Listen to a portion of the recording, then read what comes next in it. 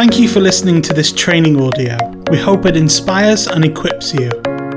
This recording is by Dr. Sam Johnson, speaking on Generation Z at the Peers for Parent Children's Ministry Conference on the 2nd of March 2019.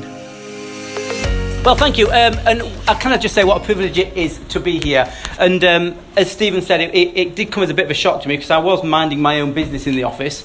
And Sarah and Stephen came up and said, Sam, we think you've got something to say at the children's conference. And I went, you know what? I'm not sure I do. And to be honest, I'm still not sure I do. But I'll let you be the judge of that. It's been fantastic, hasn't it, today? And we've all been really challenged. There's been some really good messages. And I just hope that what I can say actually builds into that and speaks to that, rather than contradicts everything that you've heard and you've learnt, and you'll leave entirely confused. So I've got a couple of videos as well. So if nothing else, you get to see a couple of videos, and then we can all shimmy off. For those that don't know me, I'm the Deputy Director of Education, and I've been in post now for 3 years. Before that, I worked at the University of Cumbria for 12 years. I've been married to Judy for about 20 years. About 20 years, I can't remember to be precise. No, it's 20 years this year, yeah. And all that time we've worshipped at Clitheroe St James, and it's great to see some people there today. They've paid to see me speak today. I mean, and not everything they say is true, by the way. So just hold that one. I'm a reader at St James, and I'm also part of their leadership team. And as Stephen says, perhaps the biggest context of today is that I do have 2 teenage boys. And you will get to know a little bit about them as we go through. So I'm going to share a few of my parenting experiences, and it is just that. And you can all tut and go, "Oh, I wouldn't have done that if I were you," and and that's all fine. But I'll chuck a few of those as we go through. So you might be asking, what is Generation Z? And why is it worth spending a little bit of time looking at it? Well, Generation Z, there's no real precise date, but it's usually referred to people that are born about 1995 onwards. So anybody that's kind of below their mid-20s. So I first want to start by just spending a little bit of time exploring an overview of what it's like growing up in 21st century Northwest Britain. I am really painfully aware that the best people to talk to you about this are the young people themselves.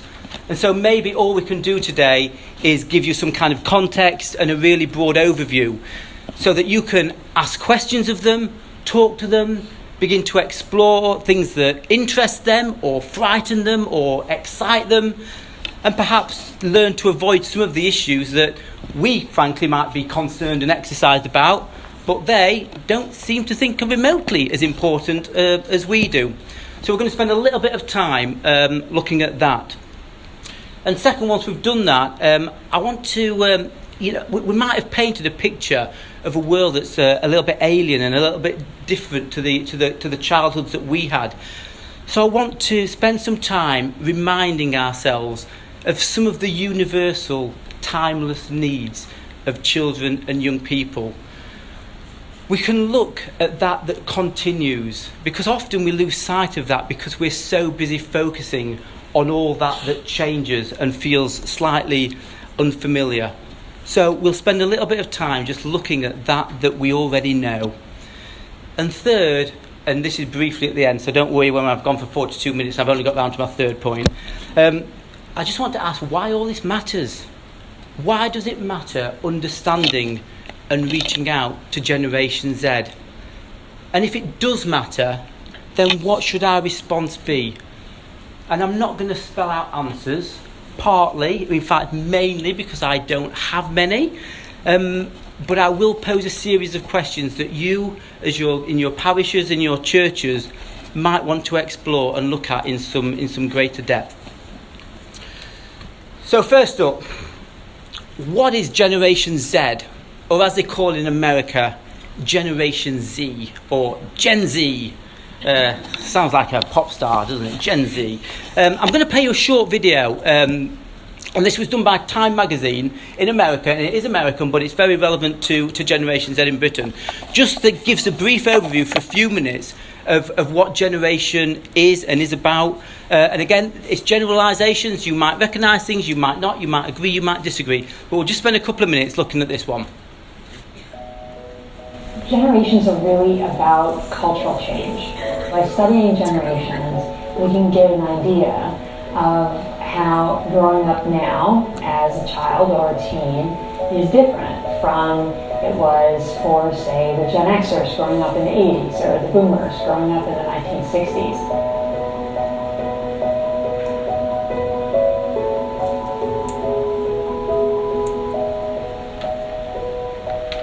Looking specifically at numbers, we define Gen Z as those born between 1995 and 2012. 1995 just happens to be the year the internet was commercialized, so that also captures the generation of people who were born after the internet existed, who don't know a world without the internet. Compared to previous generations, they spend a lot more time communicating with their friends electronically, and they also spend less time hanging out with their friends in person. My generation, we're truly digital natives. We've really only known a world where our phones are smart. You know, we turn to technology for a lot of things, whether it be entertainment, research, education.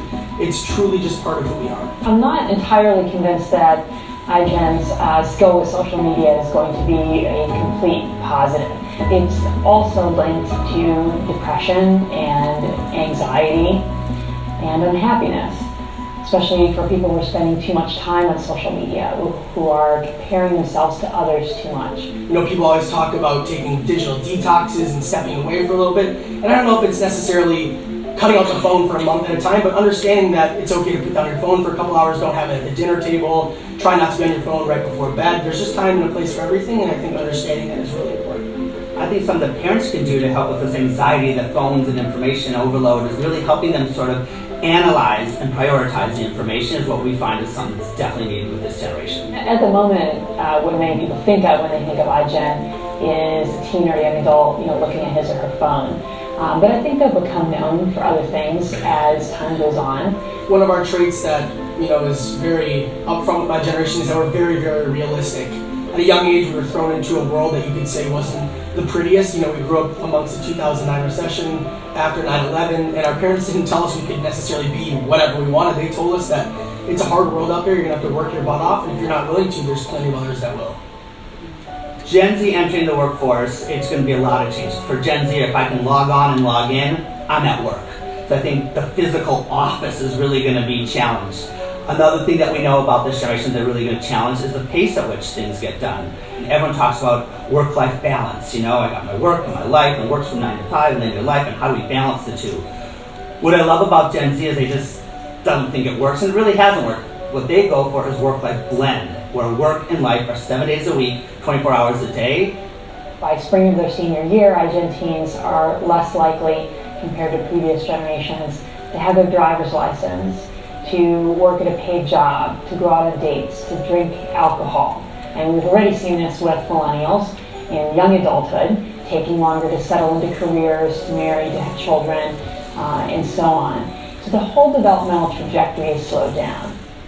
Gen Z is by far the most diverse generation ever, and we're also the most interconnected around the globe. And part of the reason is, now with our generation, when something happens, the entire world finds out immediately through social media, through hashtags. We're always connected to each other, so we feel as though whether it happened in the same building or 1,000 miles away, it is immediately affecting us because we hear about it, and so we feel obligated to help and be a part of the situation, whether it's positive or negative. They are also the one that values equality the most, whether we're talking about race or gender or sexual orientation or transgender issues. They're really much more open and focused on equality. We really do not fear failure. So whether it be through political activation or entering a new workplace or trying new things, we're willing to try something and fail. And this is going to have a great impact on the other generation. For the rest of us who have been so cautious, that's going to really rub off to get us to step outside our box and maybe try some new things. Okay.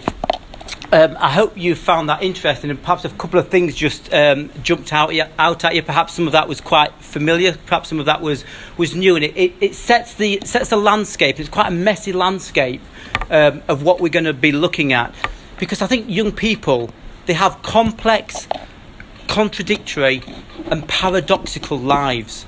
They are connected yet isolated. They're savvy but anxious.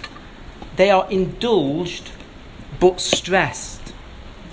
For me, the thing that jumped out there was the realisation that Generation Z simply don't know a world without the internet. Think about that.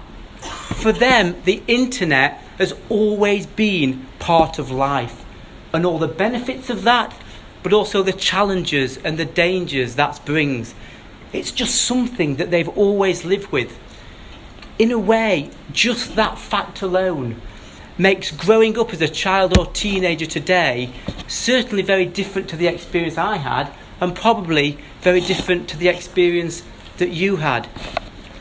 And the internet means that this generation, they're connected like never before. A recent survey has suggested that on average, our young people in the UK spend about 3 hours every day online. Connectivity just permeates their lives, from friendships to relationships, news, entertainment, shopping. It's transformed how they interact. Instagram and Snapchat and gaming, they are in touch with each other as never before. And there's many positives in that, but there's also many stresses. We've all experienced trying to get the tone of something right in a text or an email. And we know how difficult it is to show humour or sarcasm or irony in that format. It's much easier face to face.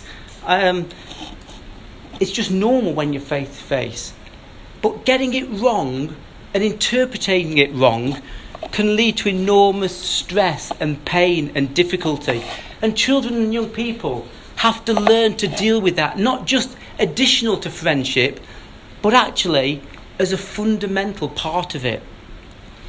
And then there's just the not getting away from it. Our young people, our children, they're never unavailable. I watched a friend's 14-year-old daughter a few weeks ago nearly burst into tears as she took her phone out and realised that she'd missed a message from a friend. She was totally stressed, thinking that this friend now thought that they weren't talking, or that they were in a mood, or that something was going on. And this was her friend. And then the cyberbullying.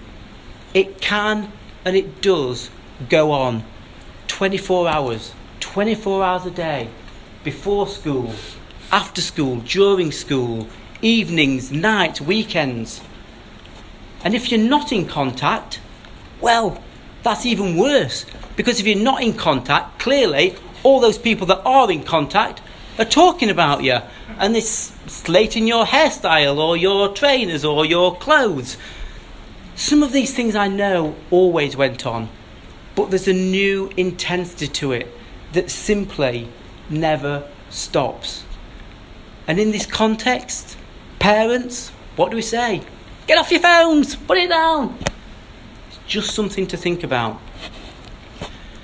So we've seen that whilst they are connected, those interactions don't always bring them satisfaction. And they are, at times, a lonely and an unhappy generation. The World Health Organization a couple of years ago carried out a survey across 42 countries, and it concluded that young people in the United Kingdom are amongst the least satisfied with their lives, and particularly 15-year-olds, and particularly 15-year-old girls. There are a lot of desperately unhappy, dissatisfied teenagers living in our parishes. Looking at information from Childline, we see the biggest reported concern of young people was, any guesses? Mental health issues. nearly a third of all calls to Childline are concerned with mental health issues. All across the country, young people, and especially girls, but not only girls, are seeking treatment for low self-esteem, for anxiety, for depression, and for self-harm in greater proportions than ever on record. More than a third of girls report symptoms of distress, and 1 in 5, 20%, admit to self-harming. Look at this for statistic. Nearly 40% of girls reported feeling unhappy, worthless, and unable to concentrate. Image and appearance is a cause of worry and stress for large numbers. Remember in the video it said one of the characteristics of Generation Z is that they compare themselves to others too much. We've seen about that. I know it's been talked about here today. But here's the paradox. Sorry, this talk is going to go up and down. It's a bit of a roller coaster. There's good things and there's bad things. There's a paradox to this. As we saw in the video, equality and treating people for who they are is also a really significant element of Generation Z. And when those two things collide, it's a really powerful voice of this generation. And this has happened recently in a song that's become a little bit of an anthem to the young. So I'm going to play a little bit of it for you, just to try and get some of that power and energy.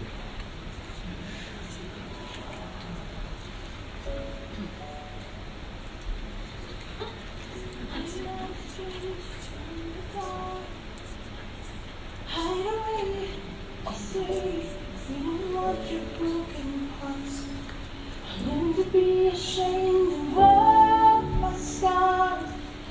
Anyway, they say no one will love you as you are, but I won't let them break me down to dust. I know that there's a place for us, for we are glorious. When the sharpest words wanna cut you down, when the sin blood gonna drown them out. I am brave, I am bruised, I am who I'm meant to be. This is me, look out, 'cause here I come. And I'm marching on to the beat I drum. I'm not scared to be seen, I make no apologies. This is me.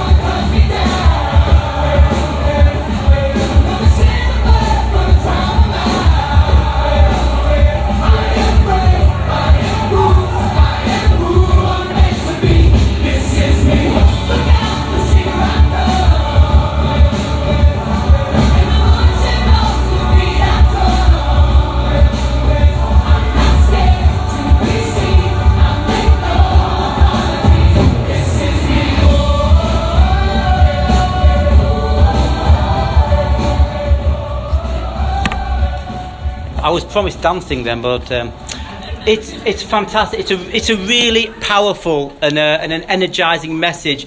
But I want to make a couple of points. First, note the imagery of war. It's a powerful message coming from the young. This is what it can feel like. Life can feel like a battle with bullets and barricades. Another round of bullets hit my skin. Well, fire away. Because today I won't let the shame sink in. We're bursting through the barricades and reaching for the sun. We are warriors. That's what we've become. And then that search, that grabbing hold of an inner strength. I won't let them break me down to dust. I know there's a place for us, for we are glorious. I am brave, I am bruised. I'm who I'm meant to be. This is me. We know our young people are glorious, don't we? And if we as a church can't take a message from this, then I'd be a bit worried. There are children and young people who we know, who come to our groups, who are friends of those in our groups, who are our nieces, our nephews, our children, our grandchildren, who feel like they've learned to be ashamed of their scars. And they've learned to run away because no one will love them for who they are. So more than ever, more than anything else, we need to remember and perhaps relearn how to love our children and our young people, for them to feel safe and to grow as children of God, and for them to flourish in life in all its fullness. Why they feel like they're in a battle is not straightforward. Stress, anxiety, depression, unhappiness is multifaceted and complex. This has been highlighted recently by the head of participation at NSPCC, who has said this: what we're seeing is a generation of children who are expressing much more clearly that they are just generally so unhappy with themselves, and we've talked about that, but also the situations around them. When it comes to low self-esteem, a lot of young people are putting that down to concerns about education, about their future, and about the online world. I think that's a really interesting point, because we can quite quickly assume that all the feelings of depression and anxiety are linked to technology. And it was interesting to read one of the comments about the first video we saw from someone from Generation Z. And they said this. They said, I wish people would stop saying that technology is the reason that we're depressed, because it's more like that we have access to news and current events. Kids today know that the world they are going to have to work in and raise a family in is a crappy, dirty place. So it's not technology that's making us depressed, it's having access to knowing that we are what we're going to have to live in. Just throwing it out there. Wow. That should perhaps stop and make us think. And perhaps that gives the church something to speak into. Perhaps Christian hope. Perhaps the new heaven and the new earth that we are building for. Perhaps that has a message for this generation like never before. We saw in the video the parent explain that what this generation needs are people to help them prioritise, to analyse information. And how much better would that be if that comes from the church, comes from a Christian's perspective of the world and how we live in it? I realise that's been a little bit doom and gloom, but there is a positive flip side to this. Because, like never before, children and teenagers are wise to the challenges facing their generation and are taking action. They are a campaigning generation. They are able to use and manipulate all the digital organising and influencing methods they've got hold of, and it's spawned a new type of activist. They love anything green. Meat, cars, single-use plastics, they're out. Energy efficiency, climate change, they're in. And again, when these things come together, it's powerful. Only the other week, I don't know if you picked this up, only last week or the week before, pupils across Britain went on strike. Get that? Pupils went on strike to campaign for climate change. And the world face of that movement, not a man in a grey suit, not a politician. Anyone know who it is? It's a teenage girl from Sweden, the lovely Greta. There she is. And a few weeks ago, she travelled to Davos, where all the world leaders were meeting. They all flew in by plane. She took the train from Sweden to continue her campaign at the World Economic Forum. And she told the Davos panel this: "Our house is on fire. I want you to panic. I want you to feel the fear I feel every day. We owe it to the young people to give them hope." And she's not the only one. Malala, we know, is another great example. And she's got that worldwide campaign for female education. Those two examples, their fear of the future extends to them doing something about it. And in that sense, social media and connectivity is a real help. So whilst many are still too young to vote, their focus has shifted away from party politics to single issue topics such as feminism or climate change, and they know how to make their influence felt. There's campaigns running currently about mental health issues amongst young people. They want more on their syllabuses about finance, about sex and relationships, about politics. They want to tackle racism, religious discrimination and the dangers of hate speech. We heard again in that first video, what Generation Z value most is equality. Equality in race, in gender, in sexual orientation.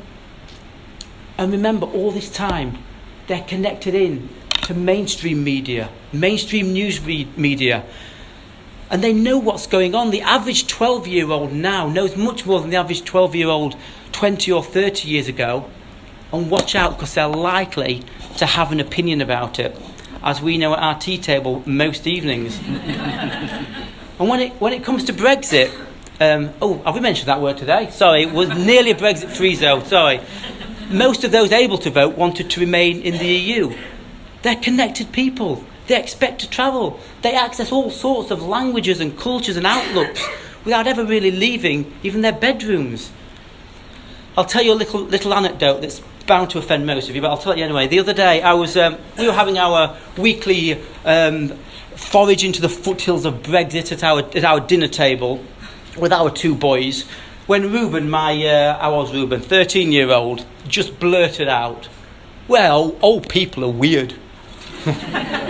Okay, so expand on that. Why are old people weird? So he said, "Well, I'm sure most of them still think we run India." And then he just got on with his tea. Now, that's Reuben. That's what. Okay, then fine. And I don't want you to read too much into that. But what he's saying is that those in charge, those making decisions, don't really understand the reality of life in front of them, how they see it. They're living in a past that's disappeared, and as far as they're concerned, disappeared centuries ago. There is a feeling that perhaps our children and young people feel just that they have more in common with their global peers than they do with adults in their own country.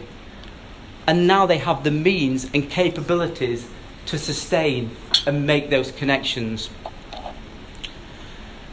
So that's a little bit about Generation Z. Some of it you'll agree with, some of it you won't. Some of it you might be offended by, some of it you won't. And I want to just reflect on what that looks like for us. We might feel that we're confused by that we don't really understand them. So I want to show you this little video just to change the tone a little bit and see what you think of this one. Our next contestant hails from Columbus, Georgia. Let's hear it for Dee Westry. Come on out, Dee.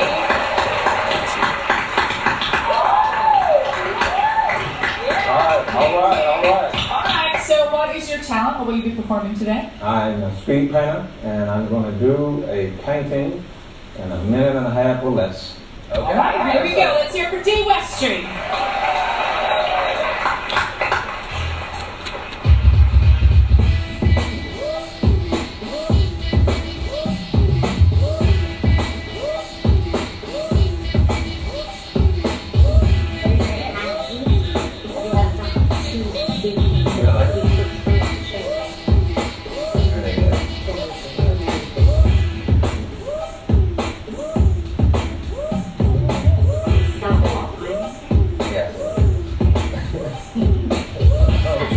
All right, D, you have 1 minute left. Here we go. I don't know.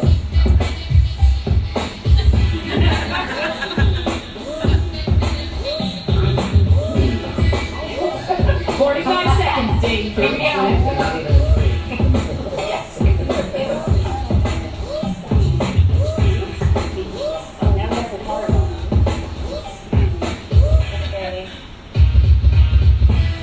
Thirty seconds, D.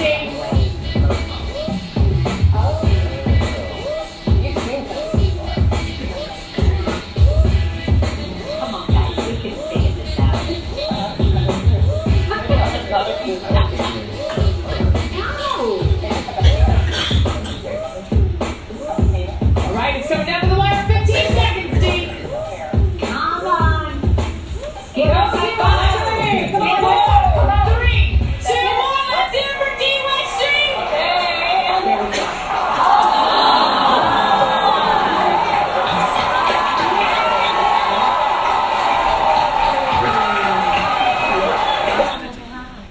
Did you like that one?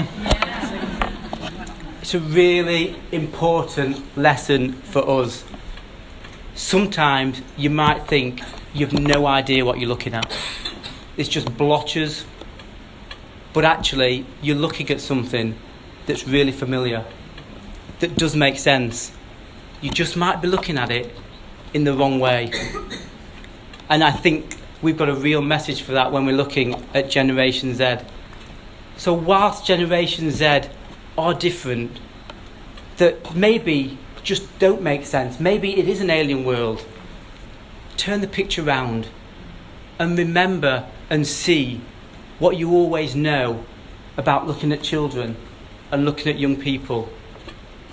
I'm going to make a couple of brief points about that. First, and in line with the theme of the conference, children and young people from Generation Z, guess what? They still need parenting. And parents still need confidence to parent. It's always difficult talking about parenting, and I'm just going to go and throw a couple of my own examples out there, and if it's helpful, it's a bonus. And parents have the responsibility of raising children in perhaps an alien and a confusing world, but they still have the responsibility to do that, and it's hard. So, I have that responsibility with my 13-year-olds and 15-year-olds. And so when it comes to technology and connectivity, we have a few rules in our house. So here I go with the rules from our house, and you can throw things at me later.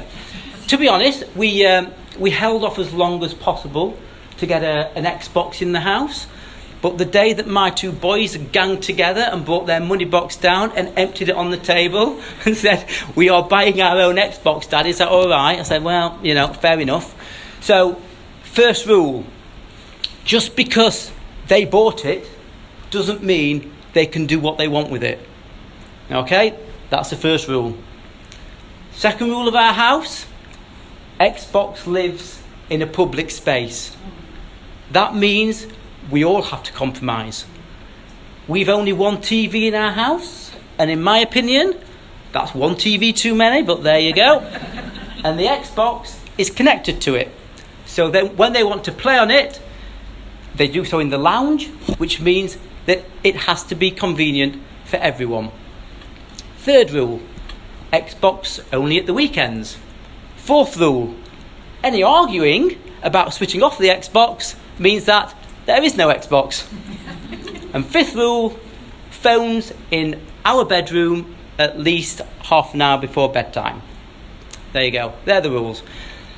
I'll throw this one out as well. And again, you can throw this one back at me.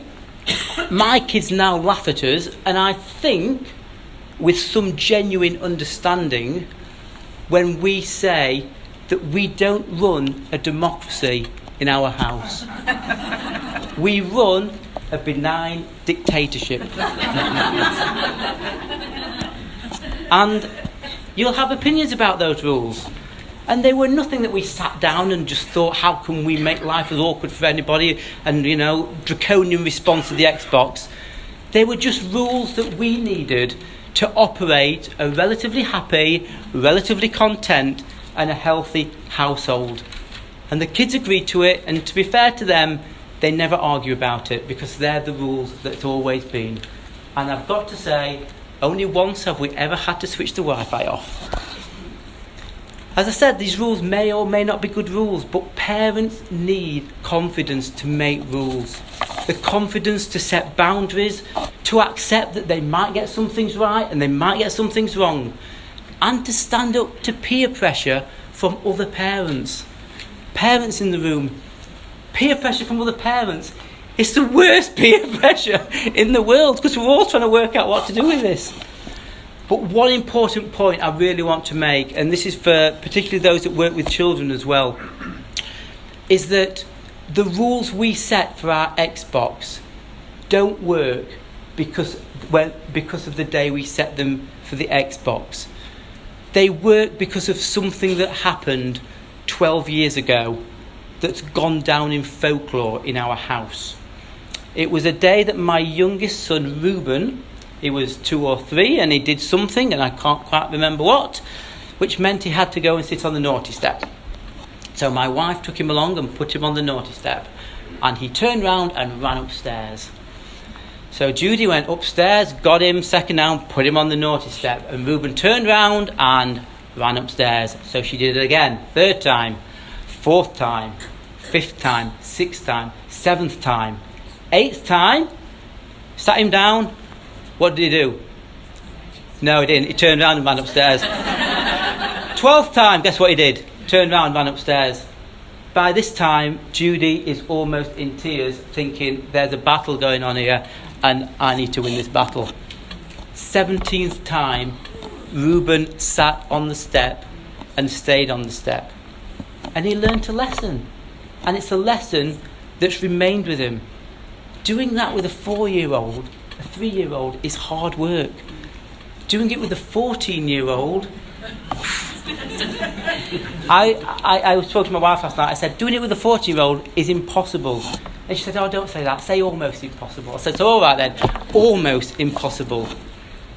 And where I think what happened there with Reuben, and I think those principles apply to other things as well in childhood. The same principle operates for self-esteem and for self-worth and for self-image and for friendships and relationships and respect and responsibilities, for how you treat people, for how you meet triumph and failure.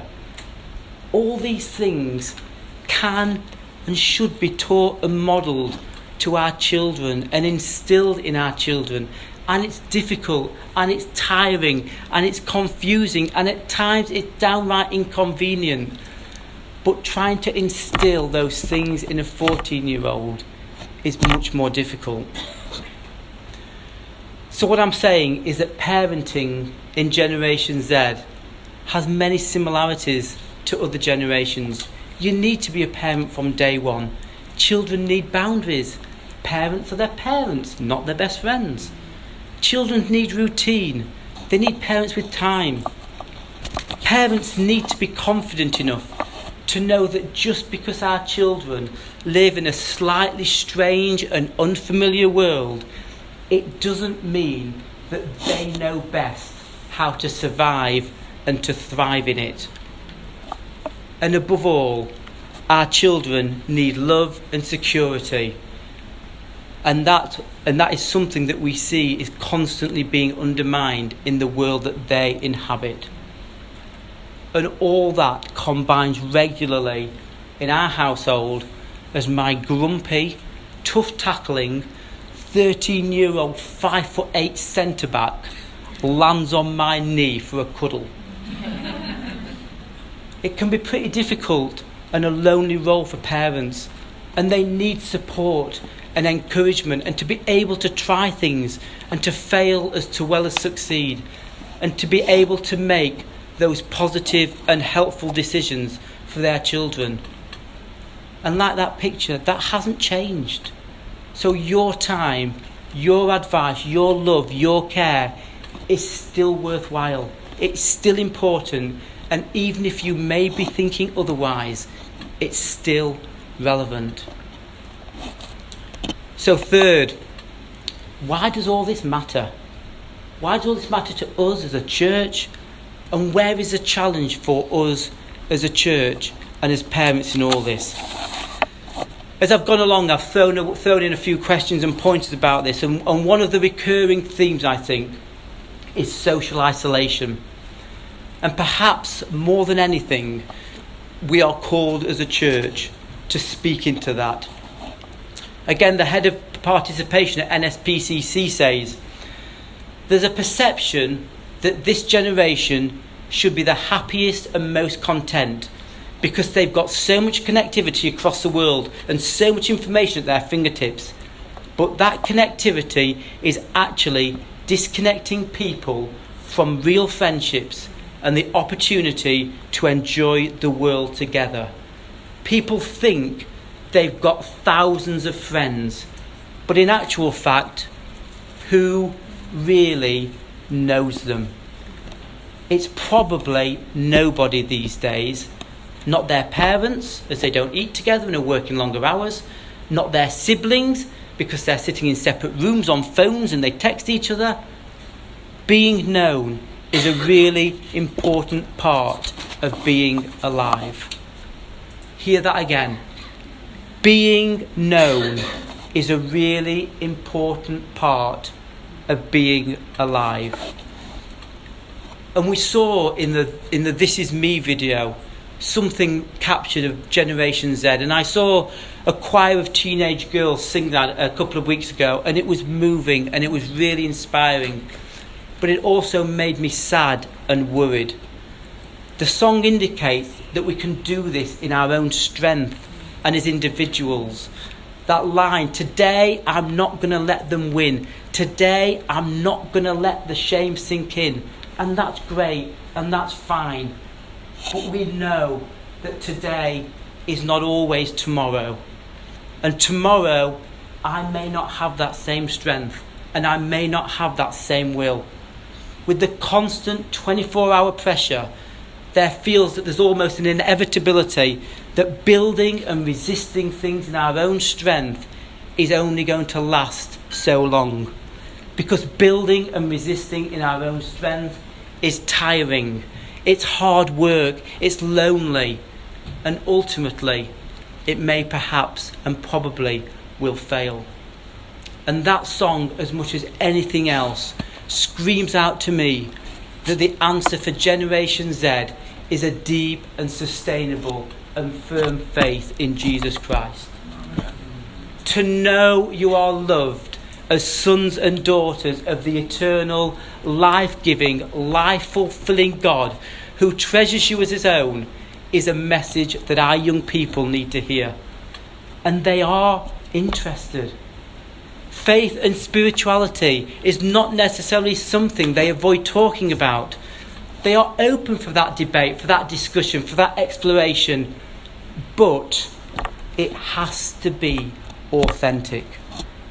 They want real. So, and I realise I'm the last speaker on, so I get the responsibility of giving a bit of a take-home message. So this is it, guys.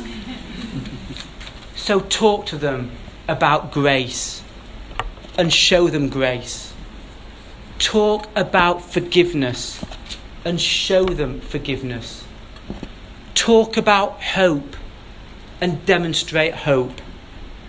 And most of all, talk about love and show them love. Talk about people. Talk about you and your life. Talk about Jesus and his teachings and his life. Talk about his death, his resurrection. Talk about the new earth and the new heaven.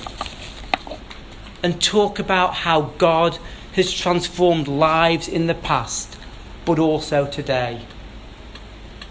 Testimonies are so powerful. I'm going to ask you, how many do you know? What's yours? Share it. They want real, they want authentic, they want to know how it affects you. So, how is God working in your life today?